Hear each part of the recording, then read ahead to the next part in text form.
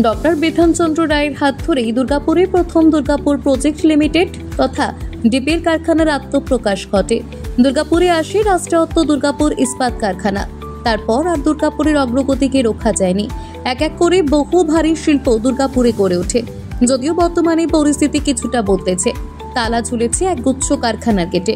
Doctor Bidhanchandra রায়ের অত্যন্ত প্রিয় শহর এই দুর্গাপুর আজ যা সাজানো গোছানো পরিকল্পিত এক শহরে পরিণত হয়েছে। আর এই শহরের মানুষ তাই আজকের দিনে বিনম্র শ্রদ্ধা জানালেন পশ্চিমবঙ্গের প্রয়াত এবং প্রাক্তন মুখ্যমন্ত্রী ডক্টর বিধানচন্দ্র রায়কে। দুর্গাপুর পুরসভায় শিলান্যাস হল ডক্টর বিধানচন্দ্র রায়ের আবক্ষ মূর্তির। অনিন্দিতা মুখোপাধ্যায় জানালেন, দুর্গাপুর নগর নিগমের পাশে এই মূর্তির প্রতিষ্ঠার পর আমরা এবং আগামী প্রজন্ম ডক্টর বিধানচন্দ্র রায়কে দুর্গাপুর নগর নিগমে ঢোকার আগে অন্তত একবার প্রণাম করে ঢুকবেন, আর সেটাই হবে তার প্রতি যথার্থ শ্রদ্ধা নিবেদন।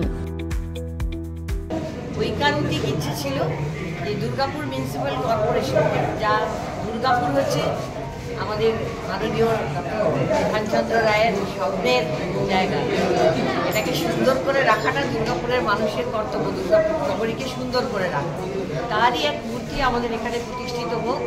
আমরা প্রতিদিন যেন ঢোকার সময় তাকে প্রণাম করে ঢুকি এবং এটা যেন মনে রাখি যে ওনার স্বপ্ন ছিল। সেই উদ্দেশ্যে আমাদের সকলের 5 জন বোর্ড মেম্বার, মাননীয় কমিশনার সাহেব, মাননীয় সেক্রেটারি সাহেব এবং সকলে মিলে আমরা একসঙ্গে চিন্তাভাবনা করেছিলাম যে আমাদের সামনে বিধানচন্দ্র রায়ের পূর্ণাবয়ব মূর্তি স্থাপন করব। এটা আমাদের খুব ইচ্ছে ছিল যে আজকের দিনে আমরা শুভ উদ্বোধন করব, কিন্তু যেহেতু বর্ষাকাল এবং জানেন যে সরকারি সমস্ত পদ্ধতি অনুসরণ করে টেন্ডার করে সব কিছু করে হয়ে উঠল না। আজকে আমরা শুধু ভিত্তিপ্রস্তরটুকু স্থাপন করলাম, শিলান্যাস করলাম।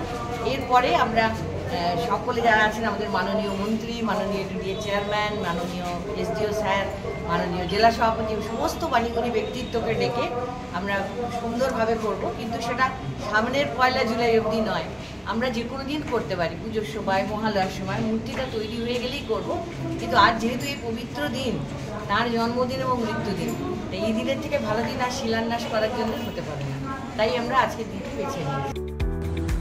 দুর্গাপুর থেকে নিজস্ব প্রতিনিধির রিপোর্ট, নিউজ বঙ্গ লেখনী।